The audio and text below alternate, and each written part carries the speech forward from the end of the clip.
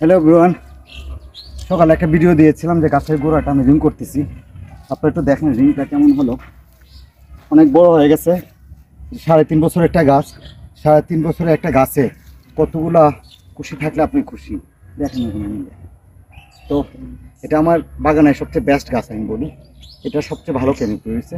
দুইটা ছাড়া অন্যান্য ক্যানোপিও দেখেন ট্রেনিং করার পরে আমার সবগুলা গাছের চতুর্দিকে দেখা হচ্ছে, সবগুলা গাছে কিন্তু ঝোপালো এবং খাটো গাছ। তো আমি যখন এই বাগানটা করি আমি গ্রাফটিং চাচ্ছিলাম 1.5 ফুটের মধ্যে গ্রাফটিং, কিন্তু পাইনি। কোনো গ্রাফটিং 2.5 ফুটের উপরে হয়ে গেছে, যে কারণে আমি ওইভাবে আমার ইচ্ছা মতো ম্যানেজ করতে পারিনি। কিন্তু যা হয়েছে আমি স্যাটিসফাইড। তো আমি যেটা বলছিলাম, আমি এটাতে জুন মাসের লাস্টে আমরা এখানে টিএসপি কিছু পটাশও দিয়ে দিয়েছিলাম। এখন আমরা দেব এখানে ইউরিয়া, পটাশ, এখানে জিঙ্ক আছে, বোরন আছে, ম্যাগনেসিয়াম আছে এবং সালফার আছে। সবগুলো মিশিয়ে দিচ্ছি এবং এটার সাথে ক্লোরোফাইরোফস দানাদার কীটনাশক এটাও দিচ্ছি। তো সার আপনারা কখনো ফসফেট সারের সাথে সালফেট সার মিশাবেন না, এটা আমি সবসময় বলি, এখন আবার বলছি। আপনারা কেউ যদি চান গুগল করে দেখতে পারেন, তাহলে কোনোটাই ভালো কাজ করবে না। আপনাদের সারগুলো মাটিতে কম্প্যাক্ট হয়ে থাকবে, গাছ সারটা নিতে পারবে না।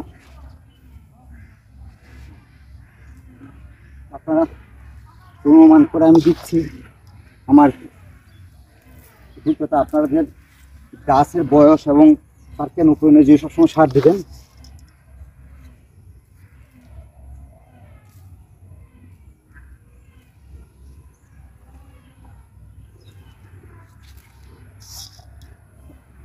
দেখেন সারটা, দেখো সারটা কিন্তু আমি এক জায়গায় দিইনি, মোটামুটি অনেকটা জায়গায় ছড়িয়ে দিয়েছি। তো আপনারা এইভাবে সার দিবেন। এখন এটা আমি ঢেকে রাখবো এবং 2-3 দিনে যদি বৃষ্টি না হয় আমি পানির ব্যবস্থা করব।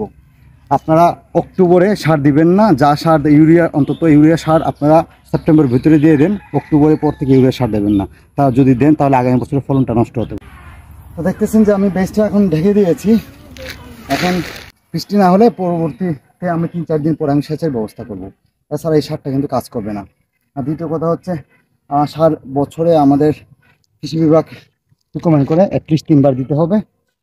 তো যখন পরবর্তীতে গুটি সেট হবে তখন আমরা একবার সার দেবো এবং মার্বেলের মতো যখন আমগুলো হয়ে যাবে তখন একবার দ্বিতীয়বার সার দেবো। ধন্যবাদ।